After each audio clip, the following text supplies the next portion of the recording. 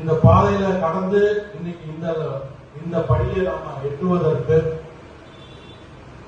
நாம முதல்ல நன்றி சொல்ல வேண்டிய ஒரு நபர் தான் நம்முடைய கௌரவ தலைவர் பால் கிருபாகரன் அவர்களுக்கு தான். அவர் தான் இந்த சங்கத்தினுடைய முதல் ஆணி பேர். நாமெல்லாம் விருதுகள் தான். அவர் தான் தொடர்ந்து அவருடைய இழப்புகள் கீழடங்காதது, நிறைய இழந்திருக்கிறாரு.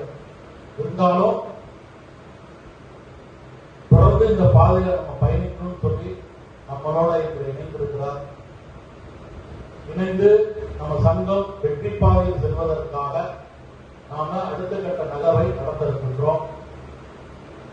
இதுவரைக்கும் தமிழ்நாடு முழுவதும் ஒவ்வொரு மாவட்ட வாரியா நம்ம நிர்வாகிகளை நியமனம் பண்ணி வரோம். நிறைய நிர்வாகிகள்